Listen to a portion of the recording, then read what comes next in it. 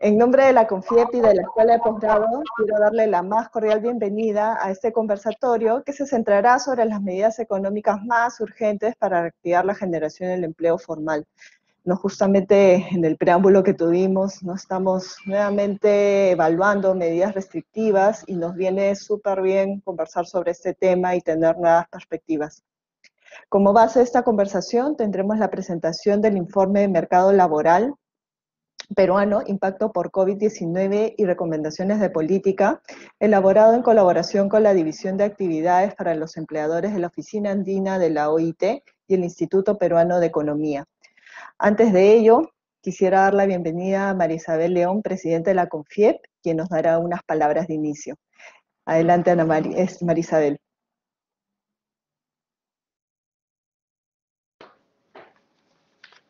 Muchísimas gracias, Susana. Muy buenos días a todos los presentes, panelistas, funcionarios públicos, empresarios, a todos nuestros invitados. Quiero agradecerles muchísimo su presencia, agradeciendo también de forma especial a la Organización Internacional del Trabajo y a la Universidad Privada Peruana de Ciencias Aplicadas por su apoyo en la organización de este primer conversatorio del año que iniciamos, titulado Propuestas para la reactivación del empleo formal en el Perú.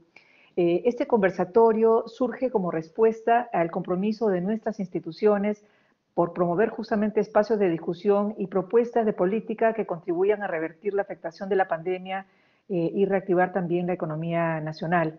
Nuestro conversatorio tomará como referencia el informe titulado Mercado Laboral Peruano, Impacto por COVID y Recomendaciones de Política. Es un documento que ha sido elaborado en colaboración con la División de Actividades para Empleadores ACTEM de la Oficina Andina de OIT y también ciertamente, en el cual se va a ofrecer un diagnóstico de la situación del empleo en el país a causa de la pandemia, la informalidad laboral y los niveles de productividad que tenemos. Adicionalmente también se van a proponer recomendaciones de política para impulsar la generación de nuestros empleos formales. La crisis sanitaria y las medidas para mitigar la propagación del COVID han generado la pérdida de millones de puestos de trabajo en nuestro país, y la difícil situación que atravesamos nos exige ciertamente evaluar herramientas que dinamicen la generación del empleo formal y la pertinencia también de medidas laborales extraordinarias por parte del gobierno para poder atender estas necesidades. Nuestra legislación vigente en materia laboral y tributaria ocasionan muchas limitantes a la contratación formal por parte de las empresas, lo que resulta en una población ocupada, económicamente activa, altamente informal, debido justamente a la baja productividad. Si bien durante la segunda mitad del año pasado la cantidad de empleos se ha ido recuperando gradualmente, gran parte de ellos ha ocurrido bajo condiciones laborales inferiores a los niveles prepandemia. Según cifras que nos comparte el Instituto Nacional de Estadística, 3 de cada 4 peruanos laboran en el sector informal, es decir, se encuentran desprotegidos, sin acceso a seguridad social y se trata de trabajos pues, que son muy vulnerables. Esta situación evidencia que las reglas laborales que rigen actualmente nuestra actividad no son compatibles con la realidad de nuestro mercado de trabajo ni con la estructura productiva de la economía, y algo tenemos que hacer para mejorarlas. Es necesario institucionalizar y tecnificar el diseño de políticas laborales con un verdadero impacto en la productividad y que estén acompañadas además de una estrategia de seguimiento de metas y de indicadores de trabajo. CONFIEP, la OIT y la UPC reiteran su compromiso por tender puentes con el sector público e implementar modelos colaborativos que permitan trabajar juntos en el diseño y promoción de políticas laborales que sean efectivas y que tengan como principal foco al trabajador. Muchas gracias y disfruten de esta interesante mañana en este conversatorio que vamos a iniciar. Gracias. Muchísimas gracias, María Isabel, por este preámbulo. Y también quisiera presentar a Philippe Van Huynecken, ¿no? Que es director de la Oficina de la OIT para los países andinos. Tenemos el honor de contar con él desde otros lares de este mundo, pero de todas maneras es importante. Adelante, Philippe. Gracias, Susana. Quisiera primero agradecer la invitación de la CONFIEP, especialmente a María Isabel León, su presidenta. Saludar también la presencia de Roberto Suárez, el secretario general de la OIE.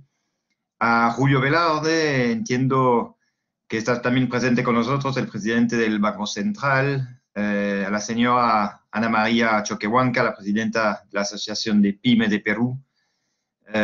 Y a Diego Diego Macera, el gerente general de la IPE, que va a presentar el informe. Yo creo que la primera cosa es decir que no hay mejor momento, de alguna forma, de tener este tipo de conversatorios sobre las propuestas del sector empleado para la reactivación del empleo formal en Perú.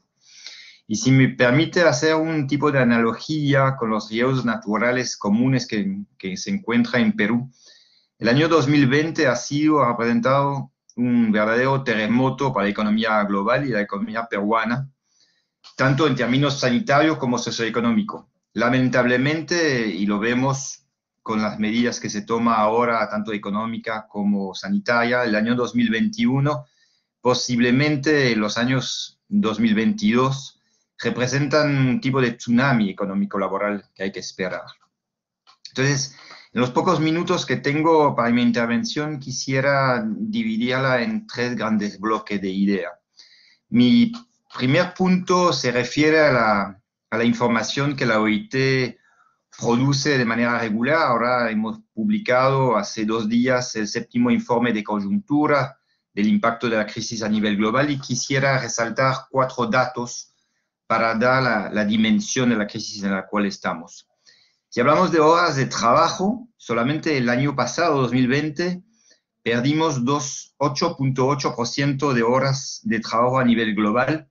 Eso representa un equivalente de 255 millones de empleo a tiempo completo perdido. Es 4 veces la pérdida de la crisis financiera de 2008-2009. Primer dato.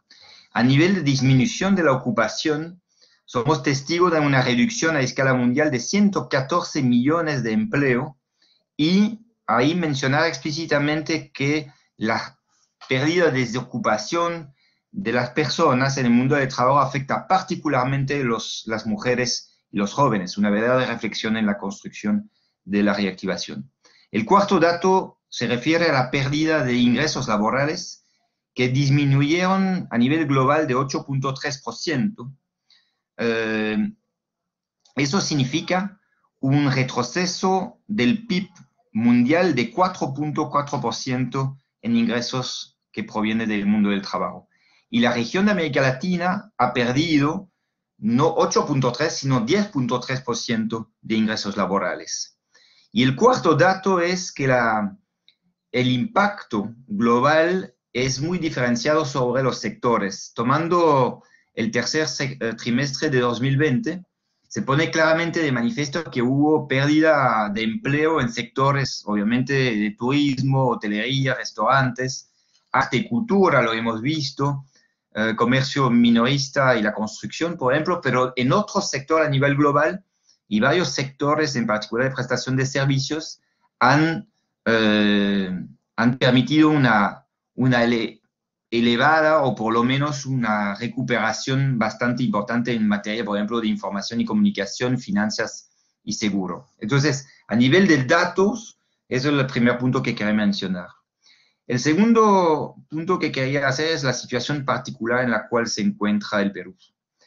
Si se toma solamente el choque que conocimos en el peor momento del año pasado, el segundo trimestre, y yo dejaré obviamente a Diego Macera explicar en profundidad, la población ocupada se redujo en 6.7 millones de personas y la masa salarial cayó de un 56% durante este periodo, como mencionaba, del segundo trimestre, el más golpeado.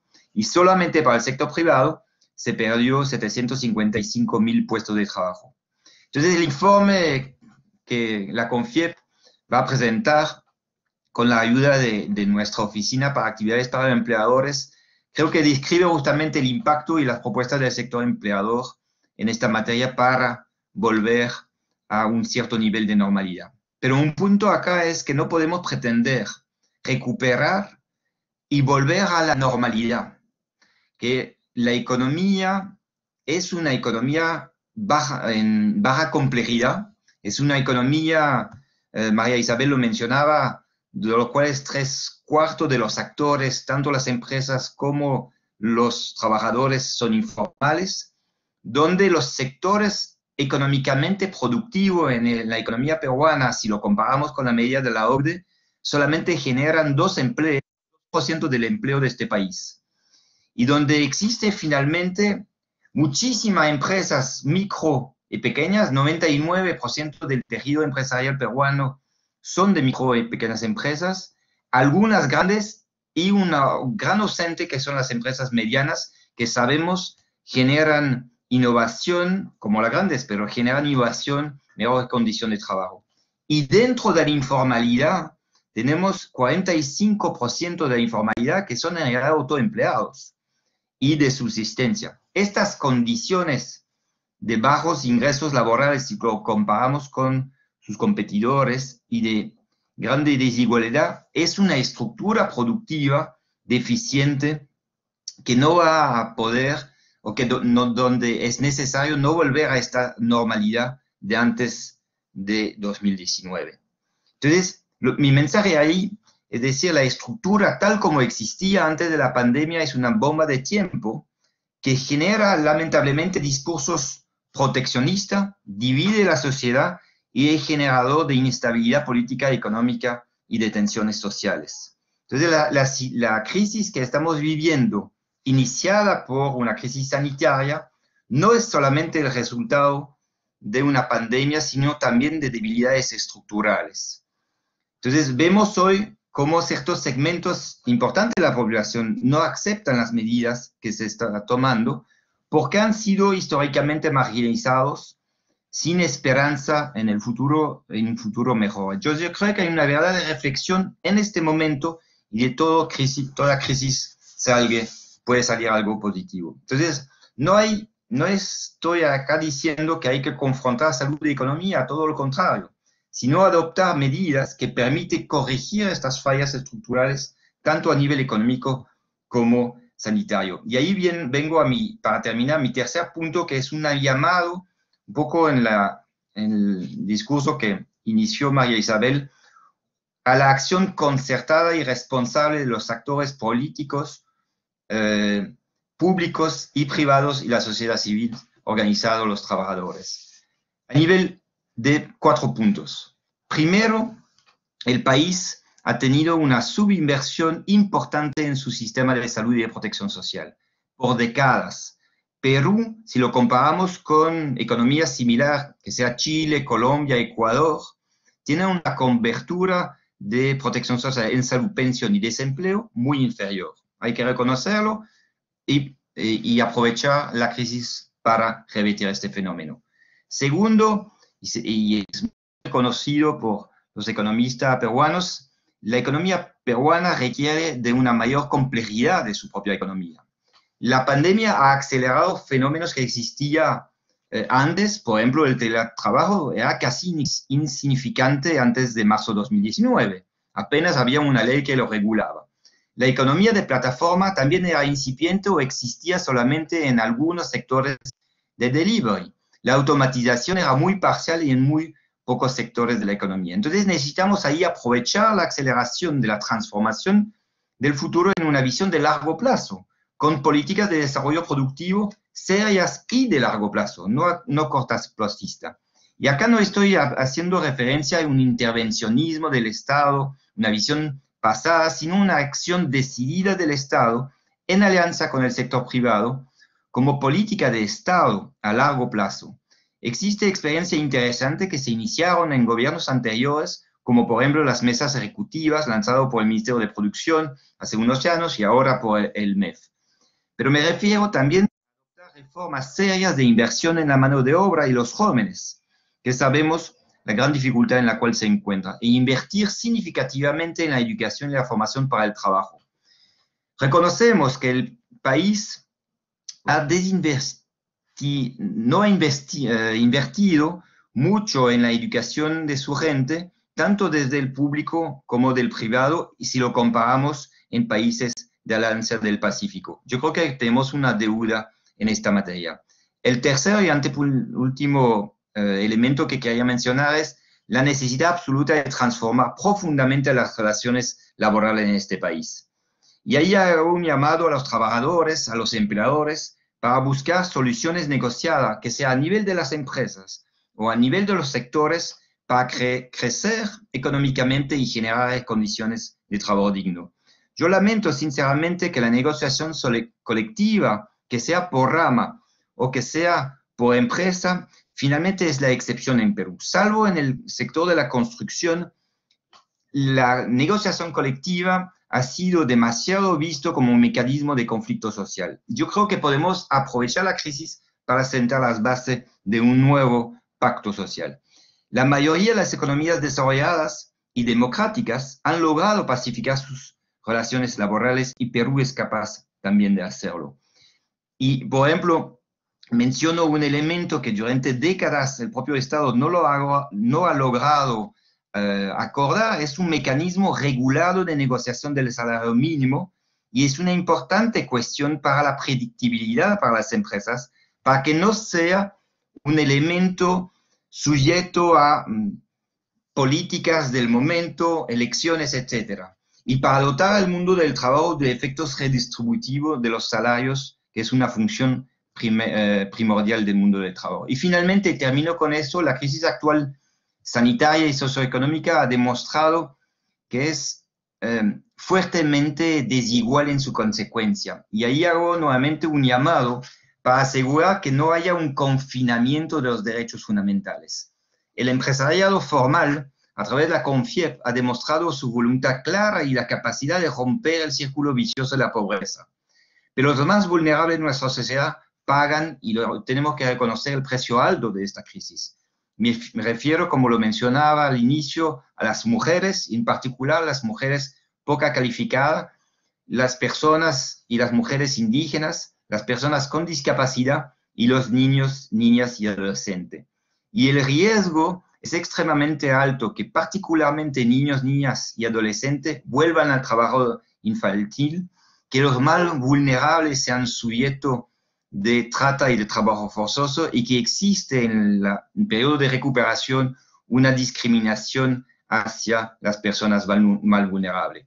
El empresariado tiene acá una capacidad, no solamente tanto una responsabilidad, pero una verdadera capacidad desde las grandes empresas hasta las micro de participar a este proceso de reactivación, poniendo a las personas al centro de las preocupaciones y no solamente, lo podemos decir entre nosotros, mirando la evolución del Producto Interior Bruto.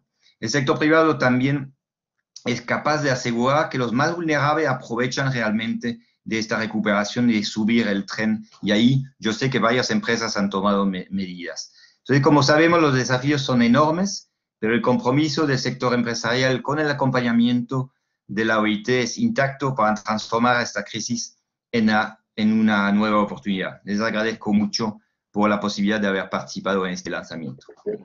Muchas gracias, Philip, por estas reflexiones iniciales. A continuación, quiero presentar a nuestro moderador, al profesor Hugo Perea, docente de la Escuela de Posgrado de la UPC en varias de nuestras maestrías y actualmente es economista jefe para el Perú del BBVA Research. Adelante, Hugo, tienes la titánica labor de manejar los tiempos en esta sesión. Gracias por tu participación. Muchas gracias, Susana. Muy buenos días a todas las personas que se han conectado, en particular a los organizadores de este magnífico evento, representantes de la CONFIEP, de la UPC, desde luego, y a las autoridades y público en general que ha tenido la gentileza de conectarse a este interesante conversatorio. De acuerdo al programa, lo que viene a continuación es la presentación del informe de mercado laboral peruano, impacto por COVID-19 y recomendaciones de política. La idea aquí es que Diego Macera, gerente general del Instituto Peruano de Economía, nos haga una presentación acerca de los principales hallazgos que contiene este informe. Solamente a manera de introducción muy breve, Diego es, como he mencionado, actualmente gerente general del Instituto Peruano de Economía, en realidad lo es desde el año 2016. También se viene desempeñando como vicepresidente de la Asociación Civil Transparencia y es un destacado columnista del diario El Comercio. También ha tenido o tiene actividad académica, ha sido profesor en el Departamento de Economía de la Universidad del Pacífico y ha participado en la Comisión para Desarrollo Minero Sostenible de la Presidencia del Consejo de Ministros. Diego también ha sido editor central de opinión del diario El Comercio, en la unidad de inteligencia de The Economist y en Semana Económica. Finalmente, destacar que es bachiller en Economía por la Universidad del Pacífico y máster en Políticas Públicas por la Universidad de Chicago. Luego de la presentación de Diego, abriremos el conversatorio para la participación de dos panelistas a quienes presentaré un poquito más adelante. Por ahora, por favor, Diego, si puedes, si eres tan gentil de empezar tu presentación, tienes unos 20 minutos aproximadamente. Muchas gracias.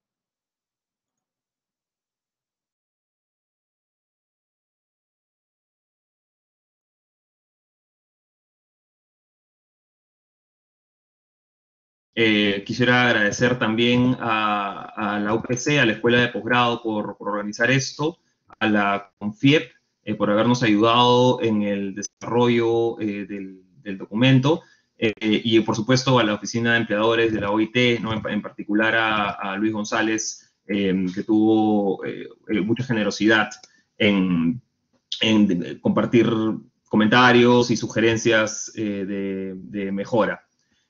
Yo tengo una presentación, lamentablemente tuve acá una ley de Murphy, así que tuve que venir corriendo a la casa de mis papás a ver si conseguía algo de internet.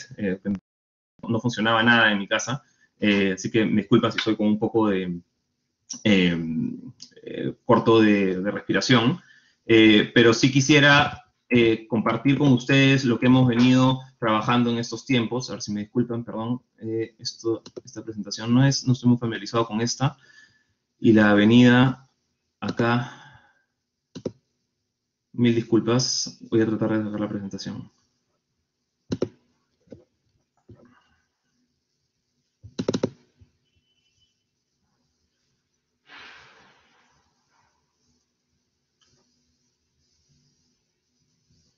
Ok, mientras carga la presentación, quería comentarles, este es un trabajo que hemos venido haciendo durante los últimos meses del año pasado. El espíritu del documento es tratar de dar un diagnóstico sobre qué cosa pasó durante los meses los más complicados de la pandemia, tratando de diferenciar y teniendo un poco más de claridad sobre qué cosa, cuál fue el impacto sobre las MIPES, cuál fue el impacto sobre la población, los trabajadores independientes, y qué cosa pasó con el empleo adecuado, el empleo dependiente, para a partir de ahí poder extraer algunas lecciones que sean prácticas de cara a la reconstrucción de los siguientes meses. A ver si acá ya puedo compartir. ¿Se está compartiendo? Espero que sí. Todavía un ratito. Melissa te va a ayudar seguramente. Sí, a ver, voy a verificar el archivo que esté subido y ahorita lo vamos a proyectar.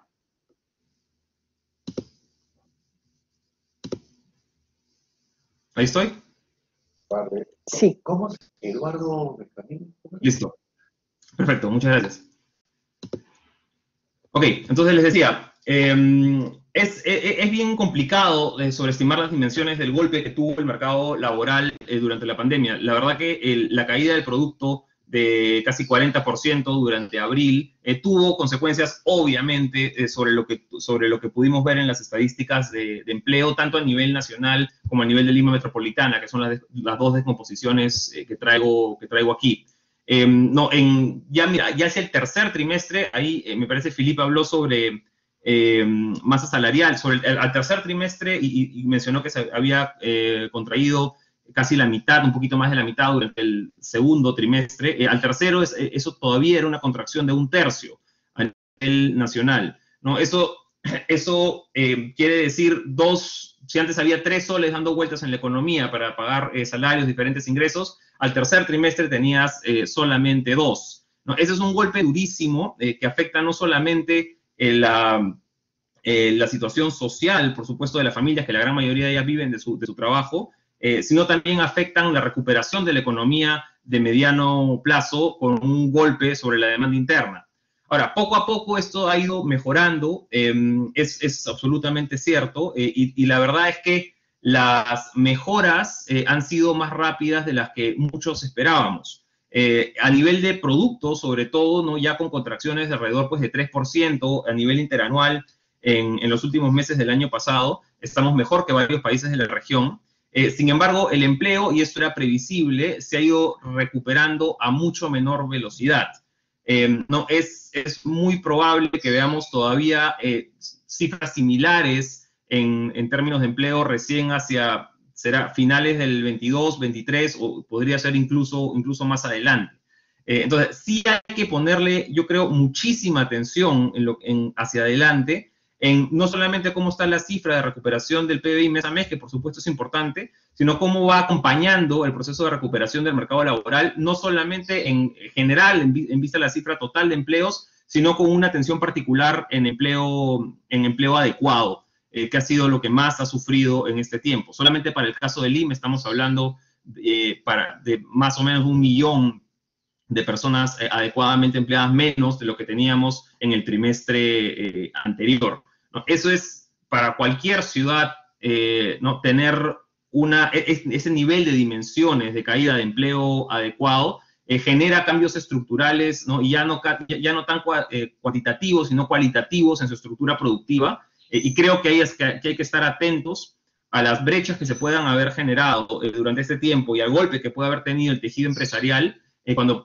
empecemos a pensar en reconstruir. Ahora, por supuesto, lo que ha pasado ayer, no me quiero detener mucho acá porque sé que el tiempo es corto, pero no, lo que ha pasado ayer con este regreso a una semi-cuarentena pone muchísimo más dudas sobre cuál es el proceso de recuperación, por lo menos del corto plazo, para el mercado laboral y para la economía en general. Les decía, esta caída del empleo adecuado, formal, en general, ha tenido una consecuencia de precarización de las condiciones de empleabilidad, con un incremento obvio y previsible de la tasa de subempleo, que de hecho todavía, en el caso de Lima, al último trimestre que tenemos disponibilidad, octubre, noviembre, diciembre, estaba más de 13 puntos porcentuales por encima de lo que teníamos en similar trimestre del 2019. ¿No? La brecha acá todavía es significativamente grande y hay que pensar en serio en soluciones, tanto de corto como de mediano plazo, para empezar a tener por lo menos algo parecido a lo que teníamos a fines del 2019, con una estructura idealmente de protección social muchísimo mejor.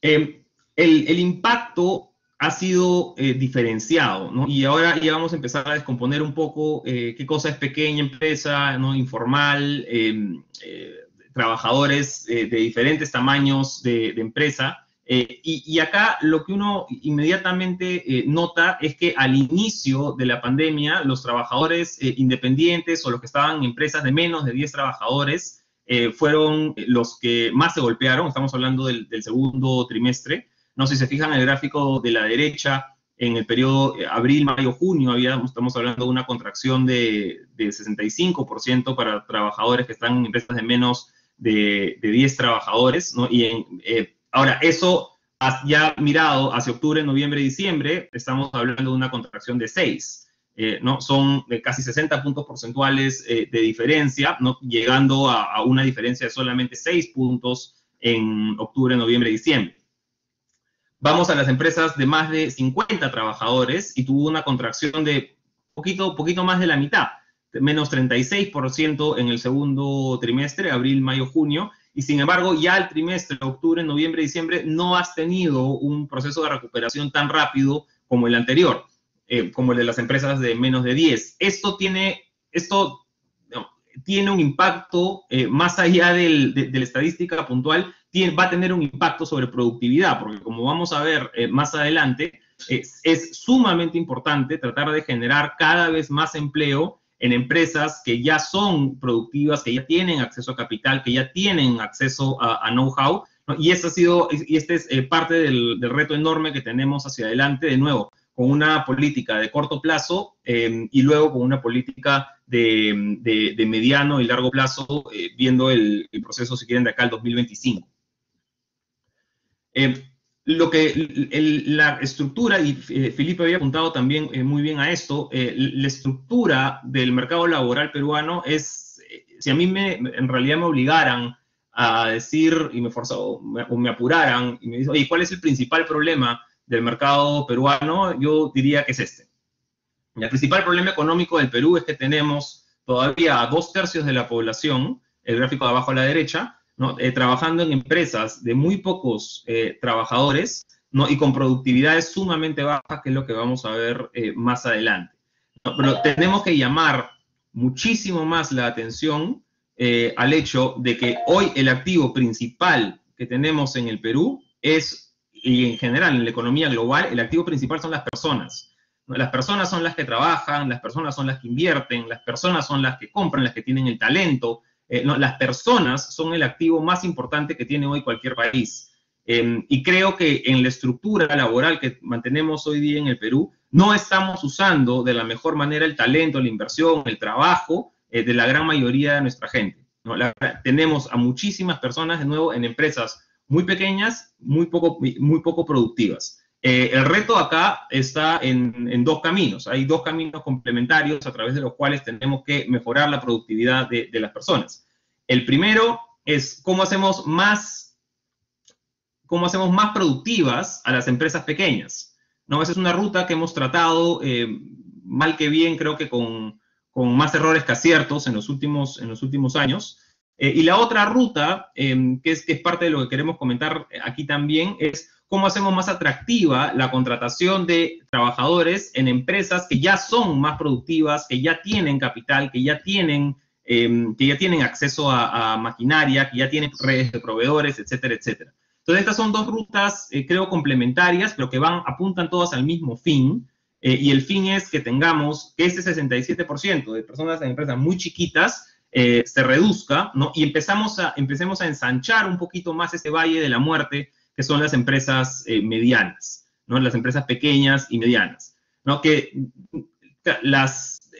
parte de los hallazgos, o si quieren, de las conclusiones de este trabajo, es que, bueno, tú tienes una distribución empresarial, ¿no? En el que las pequeñas empresas, típicamente informales, ¿no? Las pocas que sean formales con un régimen tributario muy simplificado, vamos a hablar de eso en un ratito, estas están de cierto modo guardecidas, están de cierto modo protegidas por la informalidad o por su formalidad poco elaborada, de las implicancias que pueden tener las empresas cuando pasan a regímenes distintos.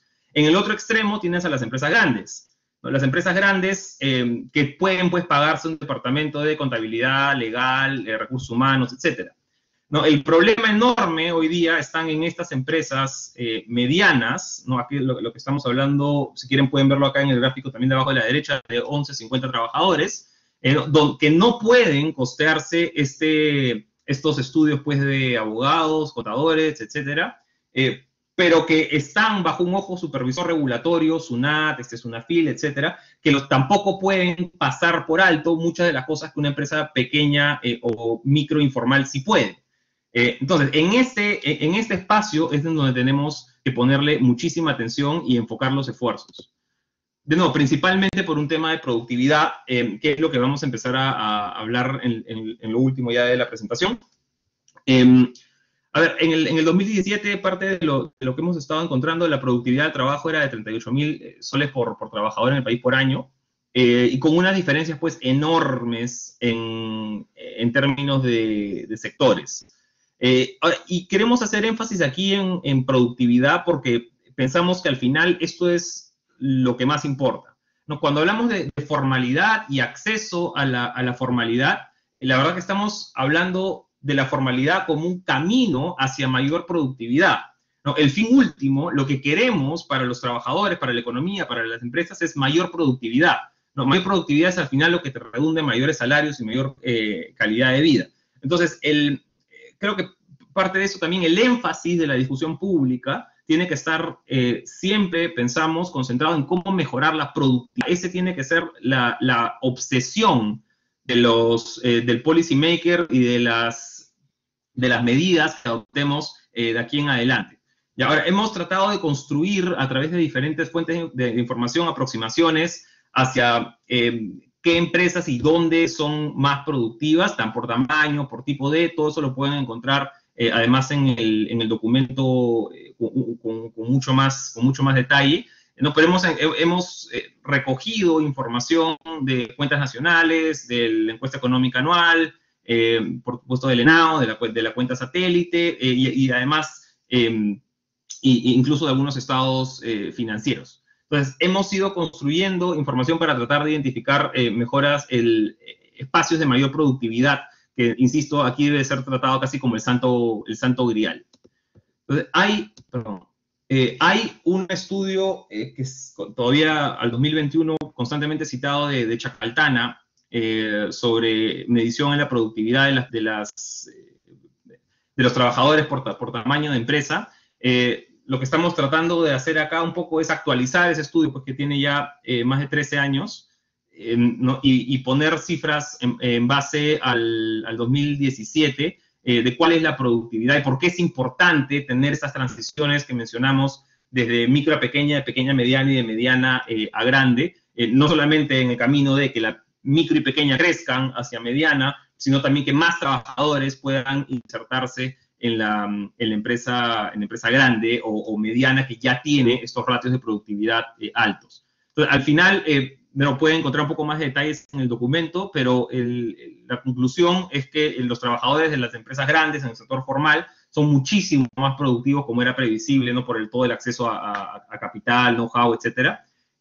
La productividad en este caso es casi 6 veces la de los trabajadores en empresas mucho más pequeñas o informales, ¿no? Y acá está el kit del asunto, ¿no? Lo que queremos es a más trabajadores más formales, ¿no? Y eso en parte lo logramos con mayor promoción de la contratación en empresas que ya tienen estas características.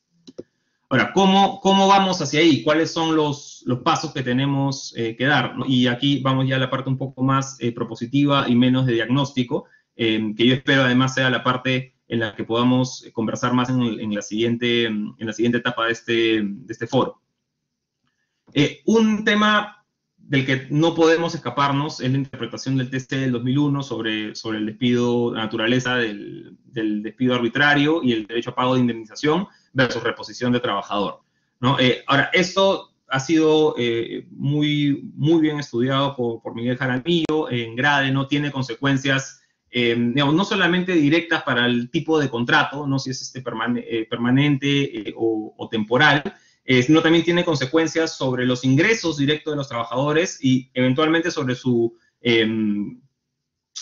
sobre la viabilidad que hay de que ese trabajador se quede en la empresa a largo plazo, inversión en capital humano, y por lo tanto, y de nuevo acá siempre para reforzar el punto, mejoras en la productividad de ese trabajador, los trabajadores en general. Entonces, hay consecuencias que van mucho más allá de un número frío de la evolución del número de contratos.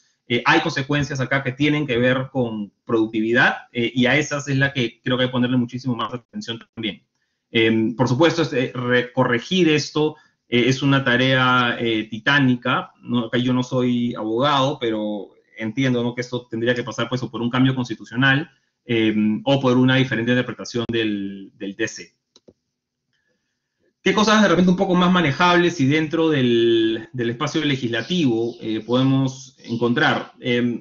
Hay una discusión grande, yo creo, pendiente, y ahora en el contexto además de reconstrucción y de, ojalá decirle post-COVID, aunque la verdad ahorita decirle post-COVID suena un poco ingenuo, hay un tema pendiente, creo, con los costos laborales y la manera en cómo los distribuimos por tamaño de empresa, ¿no? En el Perú termina siendo particularmente oneroso contratar de manera formal, ¿no? Y mucho de esto tiene que ver con ¿no?, los beneficios adquiridos, que de cierto modo se van a poder entender algunos como contribuciones a la seguridad social, ¿no? Puede ser pensiones, puede ser cobertura de desempleo, puede ser cobertura de salud. Ahora, parte de lo que tenemos que empezar a pensar un poco más en serio, lamentablemente creo que la propuesta de la comisión del Congreso reciente no apunta demasiado ahí, si bien tiene algunas chispas, es cómo podemos desvincular progresivamente la contribución a la seguridad social o a parte de la seguridad social, de nuevo, desempleo, pensiones y salud, de la condición de trabajador formal dependiente, ¿no? Porque lo que hemos creado acá, ¿no? Vamos a pensiones, que es lo más cercano y lo que se está debatiendo hoy en el Congreso, se aprobó ayer la propuesta de la Comisión, no, hemos creado un sistema en el que prácticamente para tener alguna suerte de contribución a tu pensión de jubilación, tienes que tener un empleo formal dependiente, ¿no? Eso en un país donde más o menos 1 de cada 5 tiene un empleo formal dependiente, es un absoluto sinsentido, ¿no? Tenemos que encontrar maneras de abrir un poco más este aporte pensionario, ¿no? Lo mismo debemos pensar con la estructura en salud, y quizá lo mismo podríamos pensar con la CTS, ¿no? como sistema de protección para el desempleo, ¿no? El punto central es que hemos creado un sistema en realidad medio ficticio, ¿no? O para una minoría, ¿no? Y ahí creo que además, creo que Philip también lo mencionó, y el reto que nos ha demostrado también esta pandemia es que necesitamos expandir esta cobertura para los riesgos personales de distinta índole a la gran mayoría, no solamente para la minoría formal. Ahora, hablar sobre esto es políticamente muy complicado, pero creo que el enfoque tiene que ser expandir protección social a muchísimas más personas, ¿no? Y esto, pienso, se puede lograr con una progresiva desvinculación de los aportes al salario del formal dependiente. No va a ser fácil, no va a ser fácil de lograr, no va a ser barato, pero empezar a reducir también esa cuña, no solamente tiene a más personas en protección social, sino que también hace mucho más atractivo la contratación formal, ¿no? Es una ganancia por los dos lados, y creo que hay que tratar de entenderla y promoverla de este modo. Lo otro que tenemos pendiente es repensar de manera muy seria los regímenes especiales tributarios, ¿no? Tenemos ahí el RUS o el RER, que la verdad es que lo que termina ocasionando muchas veces es dar los incentivos para que las empresas o se cindan o escondan la última venta, ¿no? O busquen la manera de quedarse inmediatamente previo al umbral a partir del cual tienes que dar el siguiente paso, ¿no? Aquí hay muy buenos trabajos al respecto. Aquí hemos resaltado dos. A la derecha tienen un trabajo de Claudia Cooper y Elmer Cuba, ¿no? Con, creo, sugerencias muy pertinentes respecto de cómo lidiar con este asunto. ¿No? Creo que el punto central es, hay muchos saltos arbitrarios dentro de las normas, ¿no? A partir del cual empieza a ser muy costoso hacer la siguiente venta o hacer la siguiente contratación, ¿no? La recomendación, por supuesto, es tratar de hacer regímenes sin cortes y con niveles mucho más progresivos en términos tributarios. Entonces, acá uno de los ejemplos que pone Claudia y Elmer, que me parece muy bueno y además que ilustra mucho los problemas en los que estamos, es esta distribución de utilidades a partir del trabajador número 20, ¿no? O sea, para contratar ese trabajador adicional, ¿no? Si tú estás justo en el corte y quieres contratar uno más, a partir de ese trabajador tienes que empezar a repartir utilidades, marginalmente es demasiado costoso esa contratación.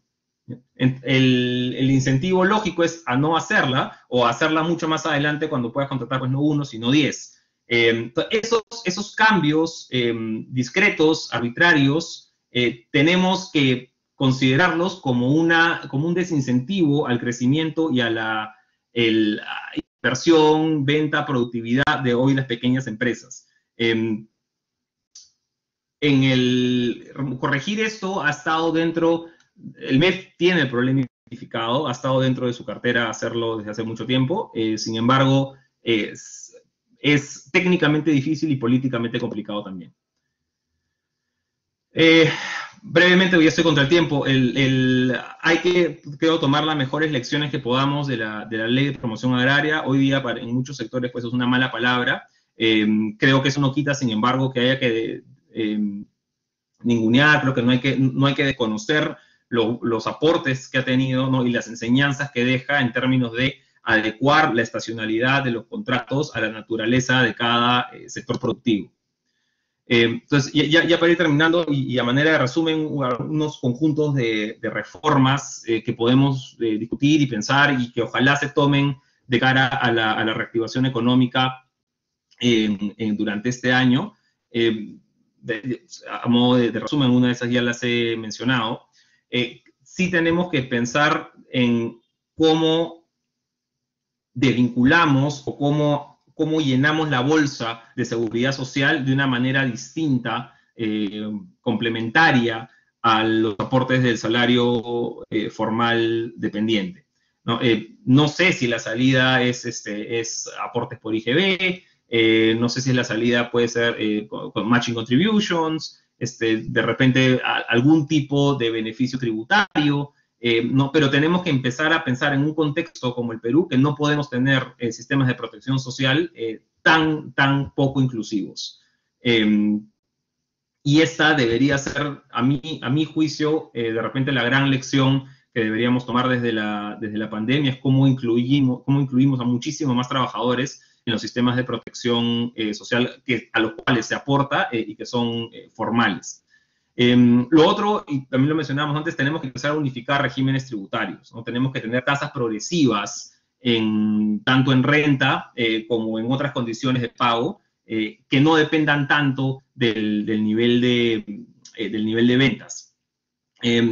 Lo otro que podríamos empezar a pensar en realidad, y que es una sugerencia que me parece que también está en el documento de Cooper y Cuba, es tener algunos de estos aportes a la seguridad social como proporción del sueldo del trabajador, o sea, más en función del sueldo del trabajador que del tamaño de la empresa, ¿no? Hoy nuestra distribución está en identificar si estamos hablando de una MIPE, de una pequeña o de régimen general, y en función a eso elegimos cuál es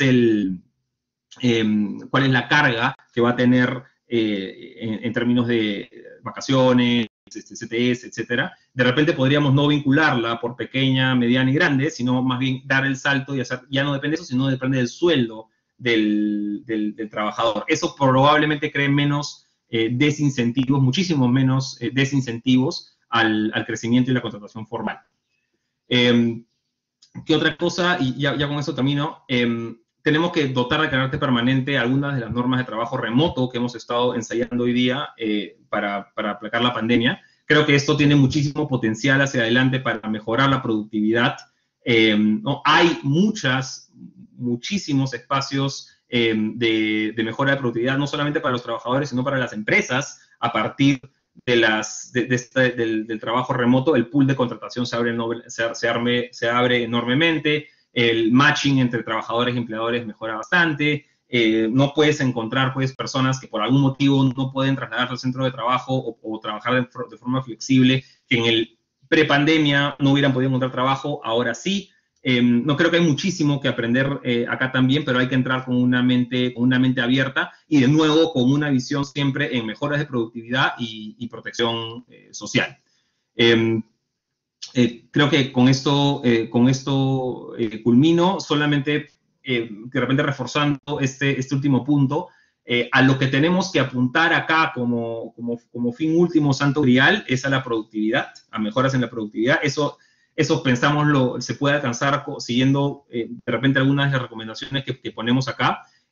Como consecuencia de ello, el Perú y el trabajador con sistemas adecuados, vamos a podernos pagar también sistemas de protección social como los que nos merecemos y como los que deberían estar vigentes ya en el siglo XXI.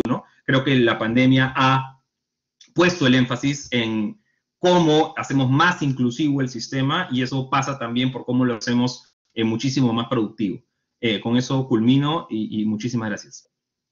Muchas gracias, Diego. Ahora vamos a abrir la mesa del conversatorio a un debate. Permítame presentar a las dos personas adicionales a Diego que nos van a acompañar para comentar un poco los hallazgos del trabajo que ha presentado Diego, así como otros lineamientos de discusión. En primer lugar está Roberto Suárez, él es el secretario general de la Organización Internacional de Empleadores, OIE, desde hace un par de años o 3. Ha sido profesor de Derecho Social Europeo en la Universidad Complutense de Madrid y la Universidad Pontificia de Comillas en España. Roberto ha trabajado también como secretario general adjunto de la OEI, es director del programa de la OIT para la promoción del empleo juvenil en Magreb, y ha sido vicepresidente del Business Europe y de la Comisión de Asuntos Laborales y Empleo del BIAC. Es abogado de profesión y miembro de varios comités para el Fondo Social Europeo y el Comité Económico y Social de la Unión Europea. Bienvenido, Roberto. Nos acompaña Ana María Choquehuanca. Ana María es presidenta de la Asociación PYME Perú desde el 2020, pero además también realiza otras actividades. Por ejemplo, se desempeña como vicepresidenta para Sudamérica de la Red Parlamentaria de Cambio Climático de Parlaméricas, es tercera vicepresidenta de la Federación Iberoamericana de Empresas, FIDE, y representante de las organizaciones empresariales ante el Consejo Ejecutivo Regional de la Mesa de Concertación de Lucha contra la Pobreza. Ana María es también presidenta fundadora de la Asociación Peruana de Mujeres Industriales del Sur, MISUR Perú, y presidenta de la Cámara de Industria, Comercio y Artesanía de la Pequeña y Microempresa de Arequipa y Región Sur, Cámara PYME. Es magíster en Administración por Valores de la Spenta University, México. Bienvenida, Ana María. Solamente antes de abrir el debate, a manera de una pequeña introducción, solo destacar que efectivamente los impactos de esta crisis sanitaria, tanto a nivel económico como sobre el mercado laboral, han sido significativos, y las cifras que nos ha mostrado Diego sobre estos impactos, sobre todo en el segundo trimestre del año pasado sobre la economía peruana, en particular en el mercado laboral, así como lo que mencionó al inicio de este conversatorio Marisabel, como Philippe, dan cuenta pues del impacto sensible que esta crisis sanitaria ha tenido sobre el mercado laboral de manera concreta.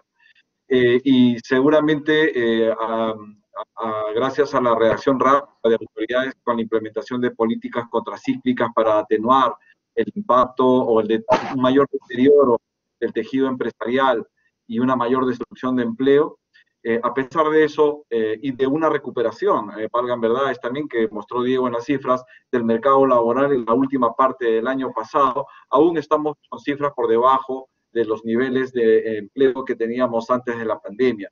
Además, se percibe que vamos a tener todavía impactos estructurales de mediano y largo plazo para llegar a una situación de normalidad que permita pues absorber a millones de personas, de compatriotas que han quedado en una situación de desempleo o con mayor precariedad.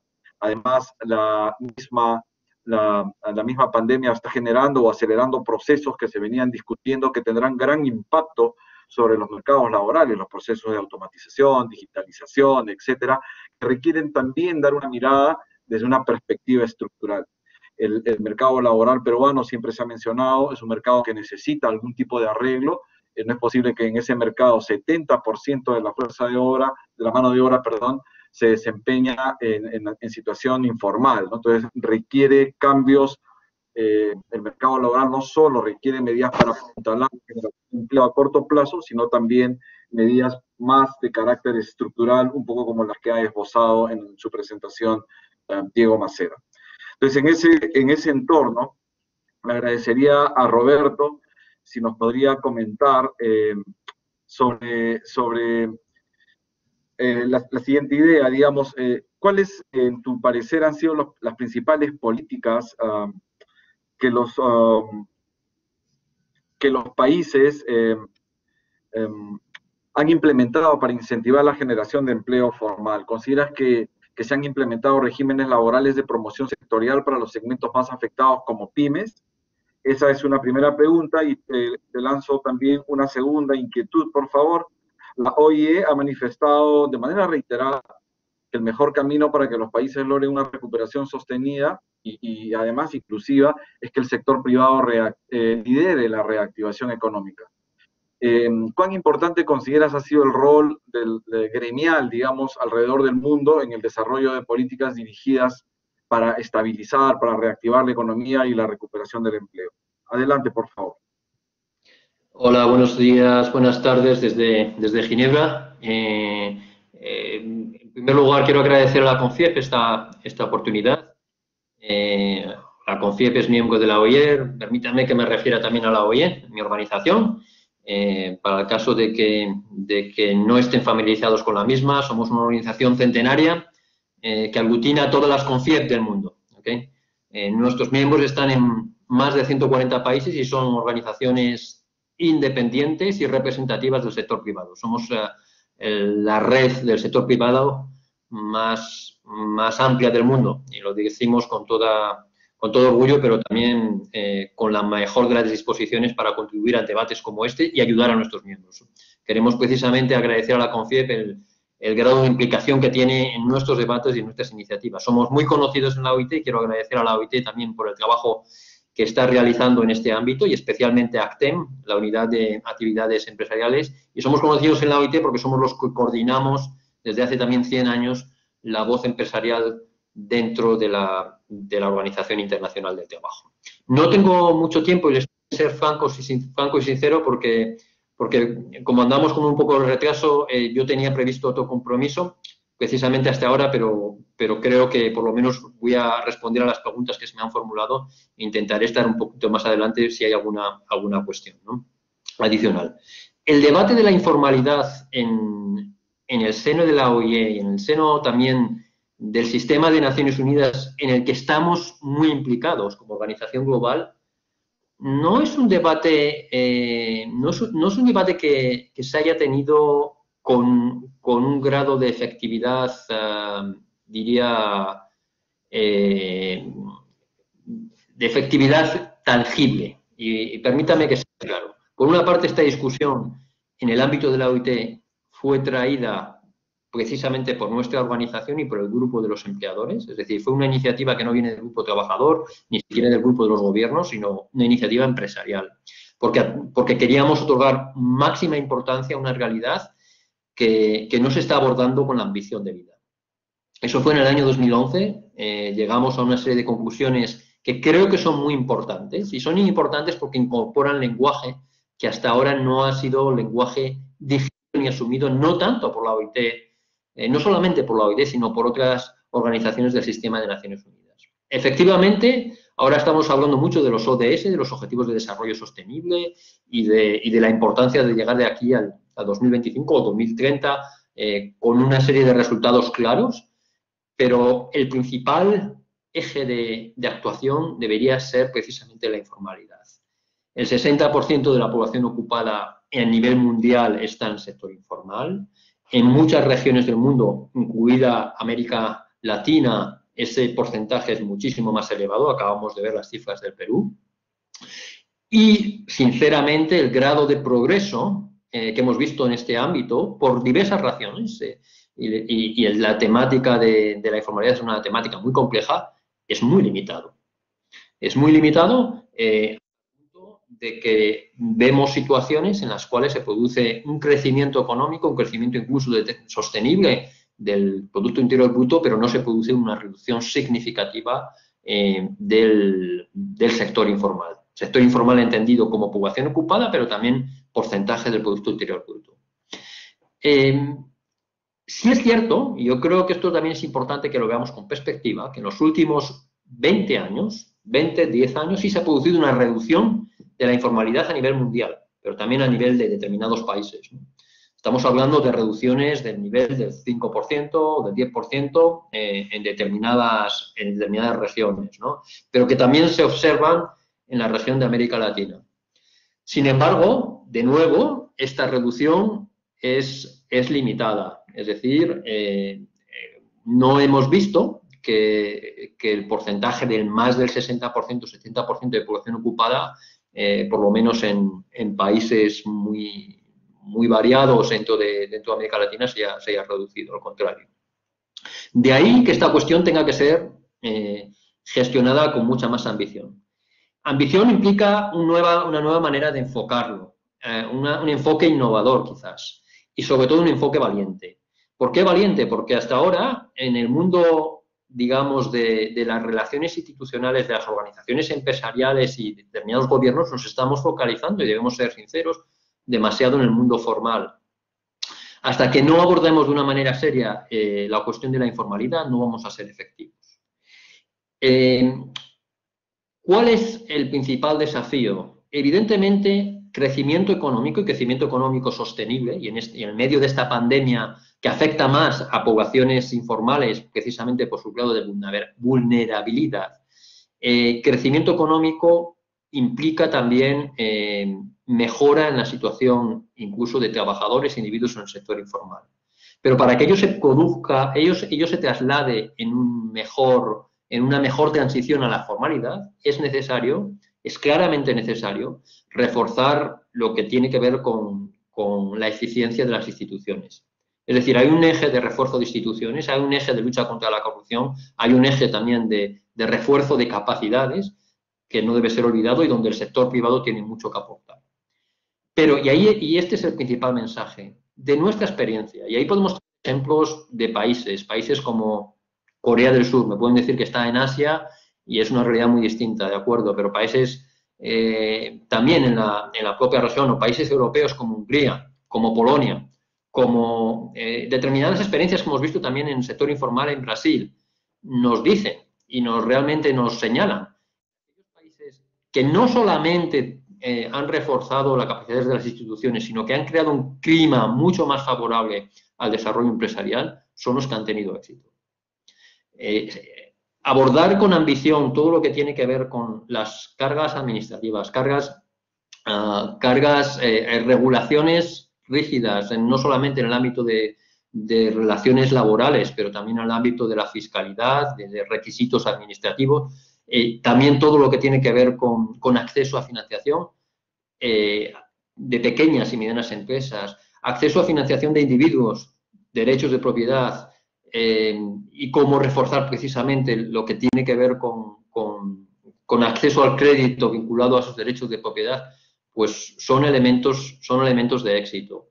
Eso todo se puso en la discusión que tuvimos en el año 2011 en relación con la informalidad. Y de ahí salieron unas conclusiones muy potentes, yo diría, que sean respaldadas tripartitamente, es decir, por los empleadores, también por el grupo de trabajadores y el grupo de gobiernos. El problema es que, desde un punto de vista de seguimiento, no sigue sin ser tomada suficientemente en serio por parte de muchos países. Es necesario diseñar estrategias y planes de acción en relación con la formalidad. Estos debates, estas discusiones deberían dar lugar a planes de actuación mucho más holísticos, mucho más comprensivos de todos los ejes de actuación. Y en cualquier caso, esos planes de actuación tienen que tener en cuenta experiencias de países como los que he señalado, que por un lado han reforzado la capacidad de las instituciones para hacer cumplir la norma, pero por otro lado han incentivado y han remodificado las exigencias muchas veces normativas que son muy irrealistas. Todo lo que tiene que ver con clima empresarial va a reforzar también la capacidad de desarrollar un tejido productivo. Ese es mi principal mensaje y ese es el mensaje que quiero trasladar aquí. Hay experiencias sectoriales, ustedes han hecho referencia al sector del turismo, pero hay muchos otros donde reforzar precisamente estos incentivos da resultados en el medio y el largo plazo. Y también hay experiencias vinculadas a todo lo que tiene que ver reforzar las competencias, anticipar las competencias de futuro. Durante la pandemia, precisamente la colaboración con el sector privado en el sistema educativo, y nos remitimos a ejemplos no solamente de países desarrollados como Alemania, sino países actualmente como India, donde se están precisamente reforzando la capacidad de las empresas y sus organizaciones para colaborar y anticipar lo que son las competencias del futuro, van a dar resultados para una recuperación mucho más rápida. Trabajar en partenariados eficientes implica también trabajar en confianza, trabajar en eliminar lo que es la desconfianza hacia la actividad empresarial, hacia el sector empresarial. Es decir, hay un elemento ideológico que no debe ser negado y que debe ser abordado también con valentía. Hablamos mucho de sostenibilidad empresarial, de comportamiento responsable. Eso ayuda a comprometerse con valores, comprometerse con los derechos fundamentales de los convenios, de los principios y derechos fundamentales en el trabajo, pero también con derechos humanos. Eso es importante, Pero del mismo modo, y eso es un mensaje que estamos también transmitiendo en nuestros debates con la OIT, es importante que la narrativa muchas veces hostil con el desarrollo del emprendedurismo sea superada. Desde la OIT vamos a lanzar una iniciativa, y creo que además con colaboración con la COFIEP en este ámbito, precisamente para desarrollar un nivel de confianza que redunde en partenariados mucho más eficientes en materia educativa, desarrollo de infraestructuras, pero también en otros ámbitos quizás más controvertidos, donde hasta ahora pues, la colaboración público-privada es mucho más limitada. Esos son los grandes mensajes que a mí me gustaría trasladar aquí. La informalidad es el gran elefante en la sala, es decir, la cuestión de la que nunca muchas veces se habla en los debates globales y que tiene que ser abordada de una manera mucho más ambiciosa, mucho más valiente. Nosotros, como organización empresarial global, estamos muy comprometidos con este debate y queremos además trabajar con todos ustedes, especialmente con la CONFIEP, para abordarlo de manera eficiente. Muchas gracias por el tiempo que me han otorgado y estoy a su disposición para cualquier pregunta. Muchas gracias, Roberto, a ti por tu participación y tus interesantes comentarios. Quisiera, por favor, ahora contar con la participación de Ana María Huanca y pedirle a raíz de su experiencia con el sector de las unidades productivas más pequeñas, que sabemos han sido posiblemente las más afectadas durante esta crisis, lo que ha generado pues una gran pérdida de empleos en este sector o una transición de estos empleados que han quedado descolocados hacia la informalidad. Entonces, desde tu perspectiva, Ana María, si nos puedes contar un poco cuál es la realidad que tú persigues, la realidad económica que percibes que están enfrentando las MIPES, las pymes formales a causa de la pandemia. ¿Cómo percibes el reto que les está imponiendo a estas empresas cumplir con los costos de la formalidad y competir contra las empresas informales en el contexto actual? Adelante, Ana María, por favor. Bien, buenos días, muchísimas gracias. Quiero saludar en primer lugar al director de la Oficina de OIT para los Países Andinos, a Roberto Suárez, secretario de la OIE, a Marisabel León, a Hugo Perea y a Diego Macera. Felicitarlo por el diagnóstico, por el trabajo que ha hecho. Casi yo estoy en el sector de la PYME hace más de 20 años, mucho más, pero sin embargo estos estudios, estas datas, estas estadísticas, nunca, por decirlo de alguna manera, muy pocas veces se han acercado a la realidad. Voy a cerrar mi video para que se me pueda escuchar mejor. Respecto a esto, yo quisiera manifestar a ustedes que según el Instituto Nacional de Estadística, como todos saben, las microempresas representan el 95% de las unidades empresariales del país y emplean alrededor de 2/3 de la fuerza laboral ocupada en el país. No obstante, en este segmento tan amplio, no ha logrado preservar el empleo de los trabajadores durante el estado de emergencia de la pandemia. Está demostrado que la reducida productividad de las MIPES y tal como lo han manifestado, no permite al sector enfrentar choques abruptos de la economía como la actual. Esto ha provocado que cientos de miles de empresas cierren, quiebren o se vuelvan informales. Nosotros lamentamos que los efectos de la pandemia en el sector de la MIPYME no se vean reflejados. Perdón un momentito, por favor, creo que esto se...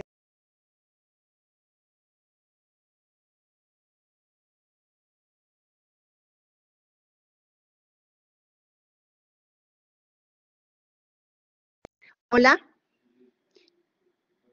Hola. Hola, Ana María. Ah, sí, es que se me fue un ratito, ya lo volví. Bueno, adelante, por favor. Sí, lamentamos que los efectos de la pandemia en nuestro sector no se vean reflejados en los indicadores oficiales.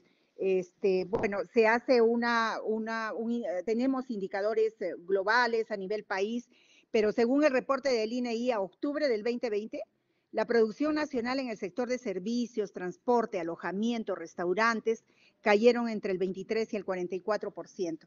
Estos son promedios nacionales, sin embargo, las cifras no reflejan de ninguna manera la cruda realidad de las micro y pequeñas empresas formales que tuvieron que cerrar, como todos saben, despedir a la gente, convertirse en informales para subsistir o en todo caso para generar subempleo. La crisis ocasionada por el COVID-19 y los refuerzos por contener la propagación del virus tuvieron los siguientes efectos, y quiero señalarlos. Paralizaron los flujos de producción, se redujo la demanda de bienes y servicios, el mercado ha migrado a mecanismos más sofisticados, clientes preocupados por la salud y la calidad. Además, también el uso masivo de la tecnología. Esto sí ha mejorado para nosotros, porque el analfabetismo digital en las pymes era de por sí notorio antes de la pandemia. Hoy, por fuerza, por querer mantener el empleo dentro de las empresas o por querer mantener, digamos, la existencia de cada empresa, el uso masivo de la tecnología, los catálogos virtuales, los monederos en línea, las plataformas, las vitrinas, las webs, las firmas electrónicas. Esto es más visible y mucho más a cargo de cada pyme. Pero, ¿cuál fue la respuesta de las entidades públicas? A pesar de los esfuerzos que hace la micro y la pequeña empresa por no salir del mercado. Tenemos más fiscalización. Decretos de urgencia, muchos, pero donde a todos se nos mete en el mismo saco. No hay estrategias ni políticas diferenciadas. Hay más burocracia con protocolos excesivos y registros complejos. Además, también menos servicios públicos. Y en este último punto yo quisiera resaltar que mientras nos exigen protocolos, nos exigen adecuaciones estrictas, el Estado no nos brinda servicios básicos de calidad y estamos abandonados. Hay centros de salud colapsados, inseguridad ciudadana, cada vez más preocupante. Servicios de limpieza pública dejados de lado. ¿Por qué? Porque hay trabajadores en este espacio de limpieza pública que han fallecido. Muchos, las tasas son muy altas. El transporte público informal ha crecido y sin medidas de precaución. Entonces creo que todo esto gira en torno al desarrollo de la MIPE, a la existencia de todo lo que pudiera ser estrategias, reglas de uso y todo para poder ser un aliado estratégico de la PYME. No somos política de Estado. ¿Cuánto quisiéramos ser política de Estado como en otros países? Se comentó aquí que había una mesa de trabajo, sí es cierto, hay una mesa en el Ministerio de Economía y Finanzas que fue creada hace 60 días o quizá un poco más, pero donde hemos tenido solo 2 reuniones y donde hemos hablado de acceso a financiamiento en toda una reunión. Creo que hay que ser más realista en poder definir cuál es la problemática de la PYME. Nosotros estamos dispuestos a ser parte de la solución. No queremos ser parte del problema de ninguna manera, porque sí queremos que las empresas tampoco sean solamente de subsistencia. Queremos convertirlas en empresas de acumulación.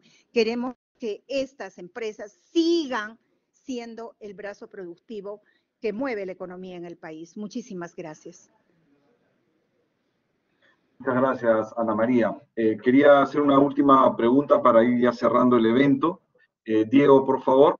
Es interesante notar que la Ley de Promoción Agraria tiene una correlación interesante durante el periodo de su vigencia. Vimos cómo el sector se pudo desarrollar, generó el boom agroexportador incluso, y sobre todo, tal vez lo más importante de cara a esta conversación, generación de empleo formal. Algunos analistas que han estudiado este desarrollo consideran que parte de ese dinamismo laboral, formal, en el sector se explicó porque la ley generaba una estructura de costos favorable a la contratación formal y obviamente el desarrollo de dichos sectores.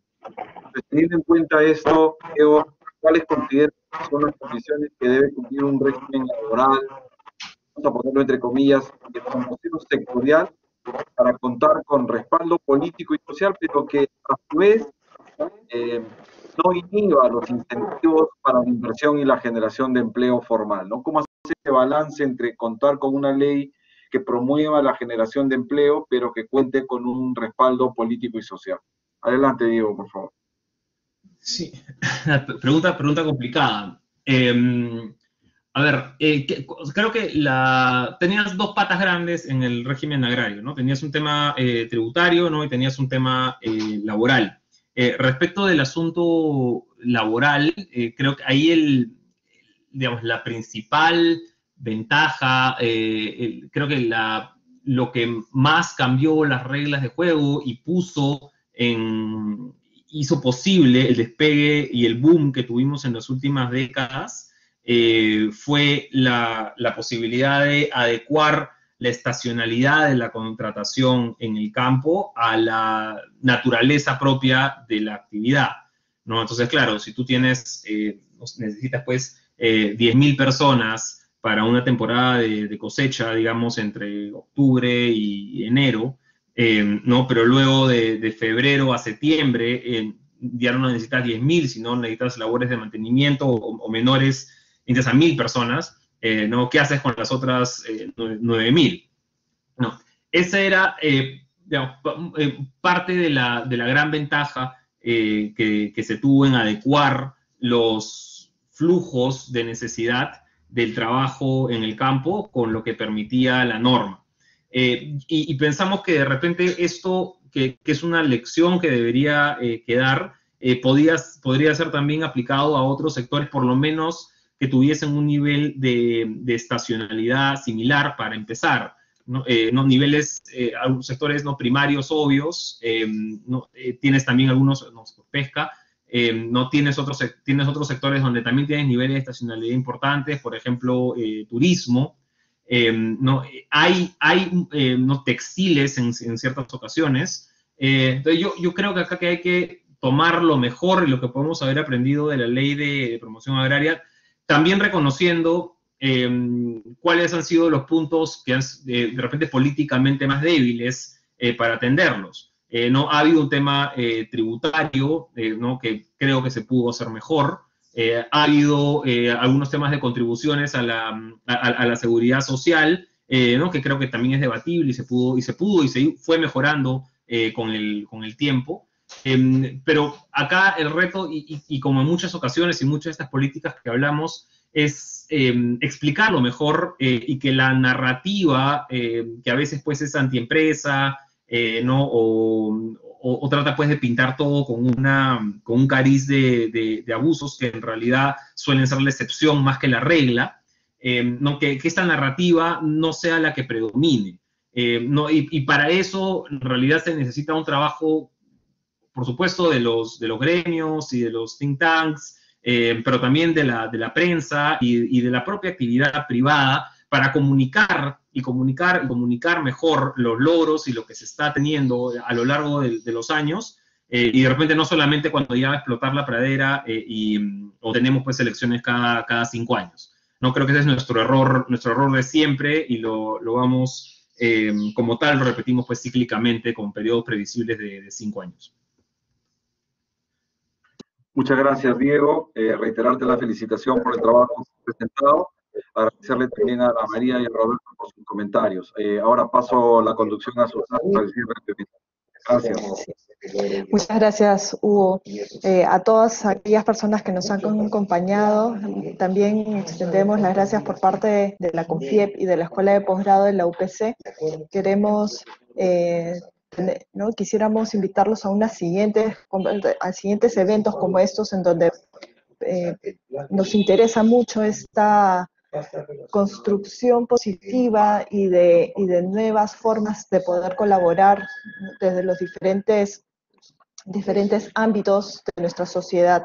Entonces, en especial a Marisabel León, presidenta de la CONFIEP, Philippe Van Huynehem, director de la oficina de la OIT para los países andinos, a Diego Macera, por supuesto, por compartir con nosotros este informe, a Roberto Suárez Santos, secretario general de la Organización Internacional de Empleadores, y a Ana María Choquehuanca, presidenta de la Asociación PYME Perú, por acompañarnos hoy. Y por supuesto a Hugo Perea como nuestro moderador, ¿no? En donde nuevamente desde la UPC y la CONFIEP esperamos poder contar con conversatorios como estos pronto. Esperamos que todos tengan un muy excelente día y sigan cuidándose. Hasta luego. Ya, Jenny, te lo